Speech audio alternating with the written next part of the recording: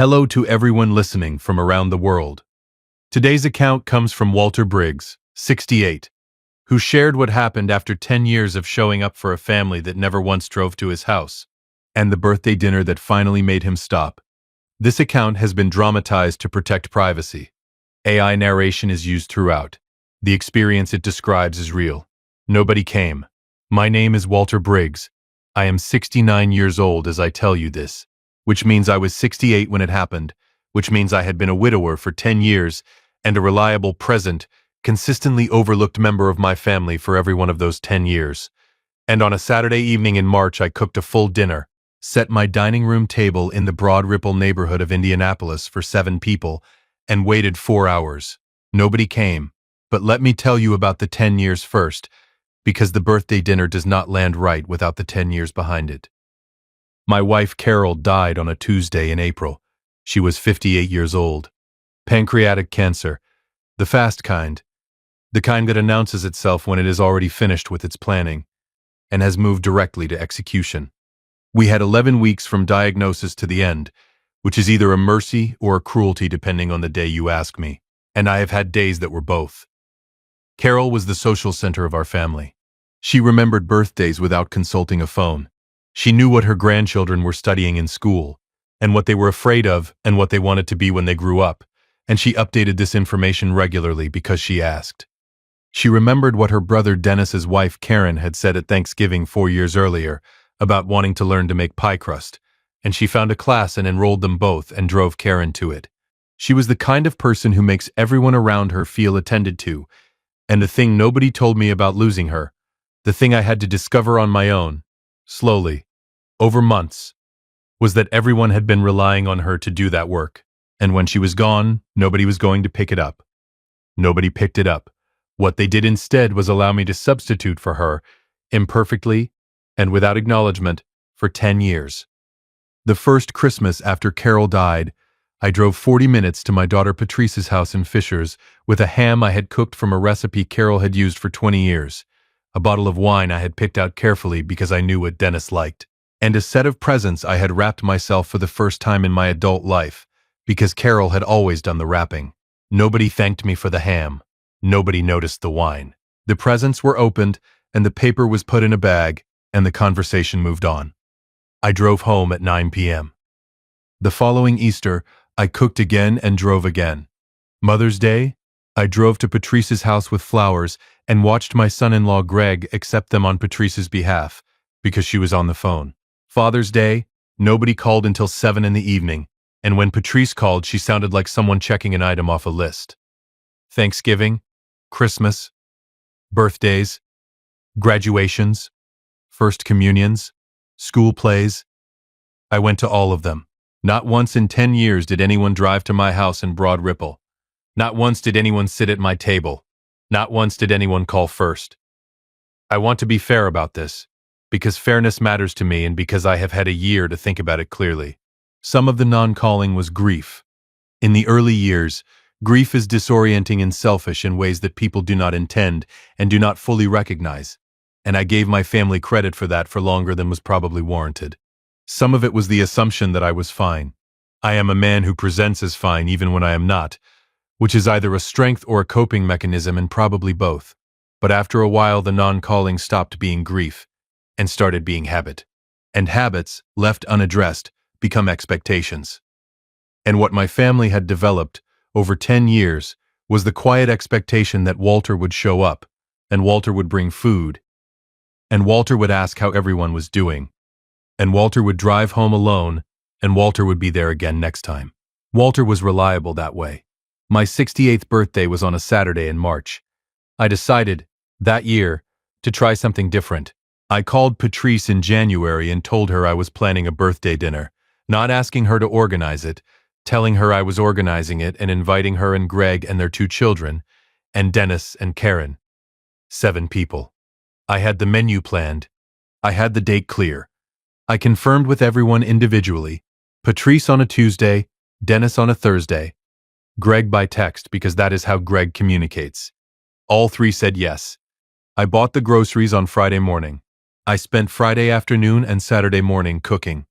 A roast, roasted vegetables, Carol's potato recipe, a cake I had made from scratch using a method I had found on the internet and practiced twice in the preceding weeks.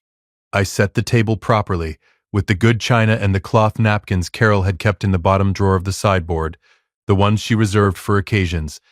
I set it for 7. I lit candles at 5:30, which was 30 minutes before the time I had given everyone. 6 o'clock came and went. 6:30. 7. At 7:15 I called Patrice. The call went to voicemail. I left a message that I am proud of in retrospect. Calm, no accusation. Just, hey, are you on your way? 7:30. 8. At 8:30 I called Dennis. He answered on the third ring with the voice of a man who is sitting comfortably at home watching television and has not recently thought about anything that might require him to be elsewhere. Walter, he said. What's up? What's up? I thought. What's up? The birthday dinner, I said. I had it down for tonight. A pause. The pause of a man who does not remember and is now calculating what to do with that fact. Oh, he said. Yeah, we had. Karen's thing ran long and we figured we'd catch you next time. Karen's thing? I said. Her book club. He said. It went late. I looked at the table. The good china, the cloth napkins, the candles that had been burning for 3 hours, 7 place settings. Not one of them disturbed. Okay, I told Dennis. Thanks for letting me know. I hung up. I sat at the table alone and ate a plate of the food I had made.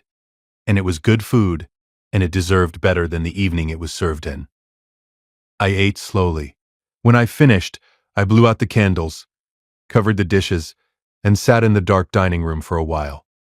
This is the last time, I thought. Not angry, not dramatic, just clear, in the way that things become clear when you have finally let yourself see them whole. This is the last time I set this table. Welcome back to Sweet Family Revenge. Grab your snacks, get comfortable, and remember, the people in these accounts had every chance to behave themselves. They just chose wrong. Drop a comment, and be sure to subscribe. You're going to love it here. The following Monday morning, I called a real estate agent named Linda who worked at a firm on College Avenue in Broad Ripple. I had done enough research over the weekend to know what the house was likely worth. It was a good house in a good neighborhood. A 3-bedroom craftsman I had owned for 22 years and had maintained carefully because Carol had loved it and then because it was mine. Linda came Tuesday morning, walked through the rooms, and gave me a number. That's the number I want, I told her. It might take 2 or 3 months in this market, she said. If it takes longer than 30 days, I told her, I'll reduce the price until it moves. She looked at me. Are you sure about this? She asked.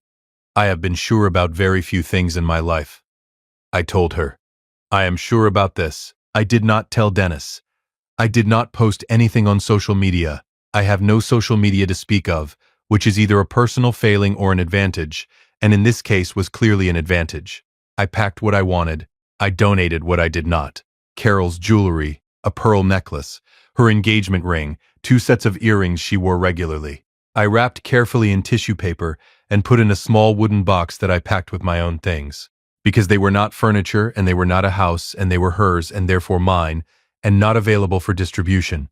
I closed every bank account at that branch and opened new accounts at a different institution. I did not forward my mail. I left no forwarding address. On April 14th, exactly 10 years and 3 days after Carol died, I loaded the last boxes into the back of my truck and I drove out of the Broad Ripple neighborhood of Indianapolis for the last time. And I did not look back, not because I was angry, but because there was nothing behind me that required a second look. I had a destination. I had a plan. I had Carol's jewelry box on the passenger seat and 1,100 miles of road ahead of me. That was enough. Bend, Oregon, is not a place most people in Indianapolis think about much. It is in the high desert of central Oregon, east of the Cascade Mountains, at an elevation of 3,600 feet. The winters are cold and dry and bright rather than the gray, wet cold of Indiana. The Deschutes River runs through the city. The mountains are visible on clear days from most parts of town. The Three Sisters, Broken Top, Mount Bachelor, and clear days in Bend are the rule rather than the exception. I had driven through Bend once, in 2009, on a road trip Carol and I had taken to celebrate our 30th anniversary. Carol had looked out the car window at the mountains and the river and the high desert light and said, "If I were starting over somewhere, it would be here." She had not been starting over. She had been passing through. But I had filed the remark the way I file things that matter, and 10 years later, sitting at a dining room table with 7 place settings and no guests, I had thought about it. I arrived in Bend on a Thursday afternoon in April, in a furnished rental apartment on Franklin Avenue near Drake Park, and I sat on the small balcony with a cup of coffee and looked at the mountains and thought, hello, just that. Hello.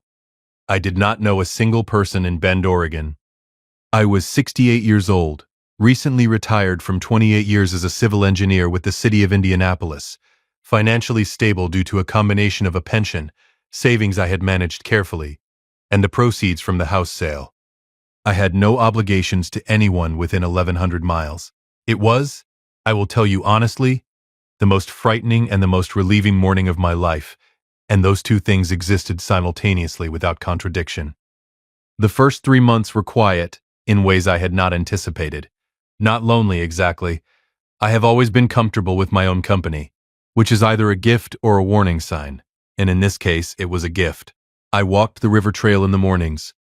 I cooked real food for myself, because I like cooking and had always done it for other people, and discovered that cooking for yourself without an audience has its own quiet pleasure. I read. I slept well for the first time in years. In July, I walked past a building on Hawthorne Avenue that had a sign in the window, Bend Woodworking Co-op, members welcome. I had done woodworking as a hobby for 15 years. Furniture, mostly, small pieces, the kind of work that requires patience and precision and rewards both. I had stopped during the years after Carol died, partly because I had been too busy showing up for other people, and partly because the workshop in the Broad Ripple house had felt too quiet without her moving around in the rooms beyond it. I walked in. The co-op had 12 members. They ranged in age from 31 to 74. They had a shared workshop space, shared equipment, a monthly meeting where people showed what they were working on and helped each other solve problems, and the quality of conversation that happens naturally when people are doing something with their hands and are not performing. I paid the monthly fee. I started coming on Tuesday and Thursday mornings. Within 6 weeks, I had been invited to a member's birthday dinner at a restaurant on Bond Street, attended a weekend trip to a river campsite organized by 3 co-op members and their families, and been given the unofficial title of the guy who brings coffee. Because I had started arriving early with a thermos, nobody had assigned me the role. I had chosen it, freely, because I wanted to. That's the difference, I thought, one Tuesday morning in August, pouring coffee for a 34-year-old furniture maker named Tom, who had just finished his first dovetail joint, and was unreasonably proud of it. Choosing it because you want to. In September, I set up a table at the Bend Farmers Market on NW Hawthorne Avenue on Saturday mornings and began selling small pieces, cutting boards, small tables, a set of stools I had made from reclaimed pine. I priced them honestly, not cheaply. The second Saturday, a woman appeared at my table and stood looking at a small side table I had finished in tung oil. Her name was Ruth. She was 62, recently retired, moved to Bend from Portland 2 years earlier for roughly the same reasons I had moved from Indianapolis. The specific combination of a life that needed more air in it and a place that looked like it could provide some. She had the quality of someone who had made a considered decision and was at peace with it. She looked at the table, then at me. "Did you make this?" she asked. "I did," I told her.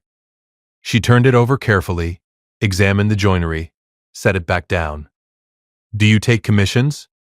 she asked. "I do now," I said. She laughed, a direct, unperformed laugh, and bought the table and left her number. She called 3 days later about the commission. She called again the week after that about something she had read that she thought I would find interesting. She showed up at the co-op workshop one Tuesday morning with her own thermos of coffee and said, "Tom told me you get here early. I'm an early person too." She was, as it turned out, a person who called first. I want to tell you how significant that sounds to a man who spent 10 years being the one who always called first. It does not sound like a small thing. It sounds like something you did not know you needed until you had it. Ruth became my first commission customer, then my second genuine friend in Bend, then, I should tell you this plainly and without performance, my first genuine companionship since Carol. Not a replacement for Carol. Nothing like Carol in the ways that matter. But a person who chose me freely, who showed up at my door without being asked, who called first every time. I did not know yet what would come of that. What I knew was that it felt nothing like setting a table and waiting. It felt like being met. If you have been listening to this and you are not subscribed yet, do it right now. Because what happens when my family finally tracks me down, and what Dennis says when he calls, and what he reveals without meaning to, is something you are going to want to hear. Subscribe. The call came in March, 11 months after I had left Indianapolis. 11 months of silence from my family, which I want to note was not entirely surprising. If you are only present in someone's life as a function, the disappearance of the function tends to be noticed rather than the disappearance of the person. Dennis called a cell phone number I had kept active for exactly this reason, not to be found, but to document the finding. Walter. His voice had an unfamiliar quality. Not grief, not urgency, something more like inconvenience. I've been trying to reach you for a month. Why haven't you called back? I should tell you that Dennis had my email address. He had not emailed.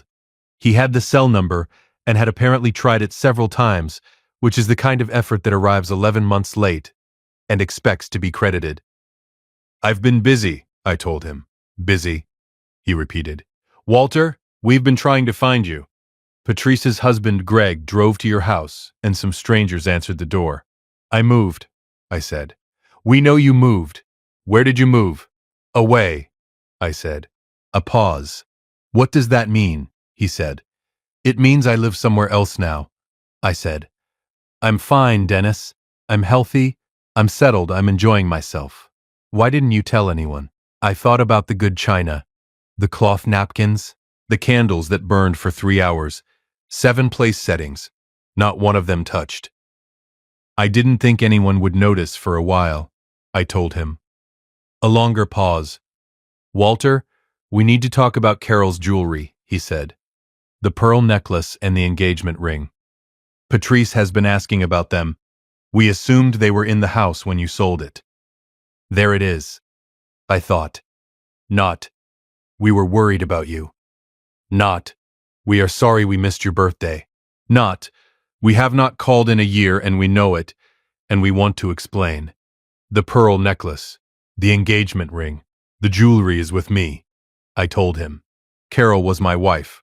Her jewelry is mine. Patrice thought it should be discussed as a family. Dennis? I said. He stopped. You called me, I said, after 11 months of silence, to ask about a necklace. The line was quiet. I want you to think about that, I said. Not for me. For yourself. Think about what that call says about what the last 11 months have been. Think about what it says about the 10 years before them. I let that sit for a moment. Carol wore that necklace to our wedding. She wore it to every significant occasion of our life together. It is on my dresser right now in the apartment where I live, and I look at it every morning. It is not a family asset. It is a memory of a woman I loved for 32 years. And it came with me because it was mine to take. Dennis did not say anything. If you want to talk, I said, call me about something that matters. I'll answer. I ended the call. I put the phone down on the workbench. I picked up the sandpaper and went back to the piece I had been working on. Some things do not require a raised voice. They only require the other person to hear themselves clearly, perhaps for the first time, in the silence after you have stopped explaining yourself. Dennis heard himself. Patrice called 3 days later. I had been expecting it. When Dennis reports back to Patrice, Patrice acts. That had been the family dynamic for as long as I could remember, and apparently 11 months of my absence had not altered it. She called on a Wednesday evening. I was in the workshop, finishing a commission piece, a small writing desk in white oak for a woman named Sandra who lived in Tumalo, just outside Bend, and who had been patient about the timeline because she understood that good work takes the time it takes. I answered, Dad. Her voice had the quality of someone who has rehearsed an opening and is now delivering it. Where are you? Are you okay? We've been worried. I'm in Oregon. Oregon, she repeated. Bend, Oregon, I said. It's beautiful here. You'd like it. Dad, why didn't you tell anyone you were moving? We didn't know if you were. If I was what? I asked. A pause. We didn't know if something had happened, she said. Something did happen, I told her. I had a birthday dinner in March. I cooked for 7 people. Nobody came. Not you, not Greg, not your kids, not Dennis, not Karen. Nobody called to explain until 8:30 that evening, when Dennis told me Karen's book club had run late. I let that sit. That was when I understood something I had been slow to understand. Silence. Dad, that was... We should have called. I know that. You should have come, I said. But that's not the point anymore. What is the point? I thought about how to answer that honestly. The point, I said, is that for 10 years I drove to every birthday and every holiday and every graduation. I cooked every dinner I brought to your house. I called first, every time. And in 10 years, not once did you drive to Broad Ripple to sit at my table. I let that land. I'm not angry, Patrice. I was sad for a long time. Now I'm just living somewhere else. She was quiet for a while. Where in Oregon? She asked. Bend, I said. Central Oregon. East of the Cascades. Can I come visit? I thought about that. Yes, I said. You can, but you'd have to drive to me. She came in May. She flew into Portland and rented a car and drove the 3 hours over the mountains to Bend on a Friday afternoon. Arriving at my apartment on Franklin Avenue at 5:30 p.m., with a bottle of wine and the slightly overwhelmed expression of someone seeing her father's new life for the first time, and not having known what to expect. She had not told me she was bringing anyone. She came alone, without Greg, without the kids. Just her, a rental car, and the bottle of wine. You look good, she said, standing in my doorway. I feel good, I told her. I showed her the apartment.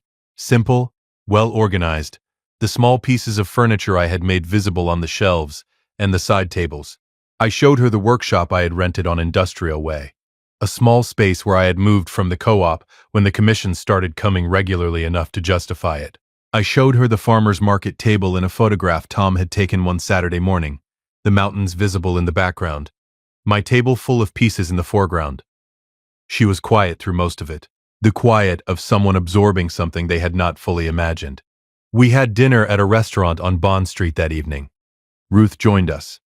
I had told Ruth about Patrice's visit, and she had offered to give us space. And I had said, no, come, it will be good. Ruth and Patrice talked for 2 hours. At one point, Patrice looked at me across the table with an expression I had not seen on her face before, something between recognition and something harder to name. You're happy, she said. Yes, I told her. I didn't know you were unhappy before. I wasn't unhappy, I said. I was invisible. Those are different. On her last evening, Saturday, we sat on the balcony of my apartment after dinner. The mountains were turning pink in the late light. The air had the high desert quality that still feels remarkable to me every time. Dry and clean and thin in a way you notice with every breath. I'm sorry about the birthday, Patrice said. I know, I told her. I don't mean just that one, she said. I mean, I think I let a lot of years go by where I assumed you were fine and I didn't check. I looked at the mountains. Your mother used to check. I said. She checked on everyone. When she was gone, nobody picked it up. I think everyone assumed someone else was doing it. I turned to look at Patrice. Including me. I assumed if I kept showing up, eventually someone would show up for me. That was my mistake too. What do I do with that? She asked. You call first, I told her. Not because I need you to, because that's how relationships work. Someone calls first. She nodded. Can I come back? She asked. In the fall, maybe. Bring the kids. I'd like that, I told her. Call first. She laughed. The first real laugh of the weekend, the kind that breaks something loose. I'll call first, she said. If you have made it this far, do us one quick favor. Subscribe. A lot of people listen without ever doing it. It costs you nothing and means everything to us. Thank you, genuinely. Now, the last thing I want to say. Here is what I have learned in 69 years, and the last year of it most clearly. Presence is a gift, not just the presence of showing up, the presence of being present in return, of calling first, of driving to someone else's house for once, of remembering that the people who always show up are not showing up because they have nothing better to do. They are showing up because they love you, and love is a renewable resource. But it is not infinite, and it does not renew itself automatically when nobody is tending to it. For 10 years I tended a relationship with my family that they had largely stopped maintaining. I did not do this because I was a fool, though I was slow. I did it because I loved them, and because Carol would have done it, and because the alternative, stopping, felt at the time like loss rather than liberation. What I did not understand, until a Saturday night in March with 7 place settings and no guests, was that I had already lost something. Not my family. You can lose the active version of a relationship and still recover it, if both people choose to. What I had lost was 10 years of the version of myself that deserved to be shown up for. I got that version back in Bend. The pearl necklace is on my dresser in the apartment on Franklin Avenue. I look at it sometimes in the mornings when I am getting dressed. Carol wore it to our wedding and to every significant occasion after that. And it carries her in the way that small objects carry people. Not completely, not painlessly, but truly. I will decide what to do with it when I am ready. Not when Patrice asks, not when Dennis implies, not when the family decides it should be distributed according to someone else's timeline. When I am ready. That is the other thing I have learned. The timeline is mine. The decisions are mine. The address is mine. And it is not available to people who only started wondering where I lived when they wanted something I might have left behind. Dennis has not called again. I am not angry about this. I am not waiting for it either. If he calls, I will answer. If he does not, I will walk the river trail in the morning and go to the workshop on Tuesday and Thursday, and take my table to the farmer's market on Saturday, and have dinner with Ruth on Friday evenings, and be present, genuinely present, in a life I built on purpose. The thing I want you to take from this story, the thing beneath the dinner that nobody came to, and the house that sold in 30 days in the 1,100 miles of road, is simpler than revenge and more durable than any confrontation I could have had. You are allowed to stop. You are allowed to stop driving to the people who never drive to you. You are allowed to stop calling first to the people who never call. You are allowed to stop setting the table for the people who have decided your table is not worth sitting at. This is not coldness.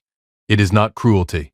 It is the recognition that your time and your presence and your effort are not obligations you owe to people simply because they share your last name. They are gifts. And gifts given freely are beautiful. And gifts demanded by people who have stopped noticing them are something else entirely. When you stop, 2 things will happen. Some people will not notice, which will tell you something true about what you were to them. And some people, like Patrice, flying into Portland with a bottle of wine and 3 hours of mountain road ahead of her, will drive to you. Those are the people worth setting the table for. Set it for them. Leave the others to figure out what happened to the address. The mountains are still pink at this time of evening. The river is 2 blocks away. Ruth is coming for dinner on Friday. If you liked this story, join our community by hitting that like button and subscribing for more family-centered accounts like this.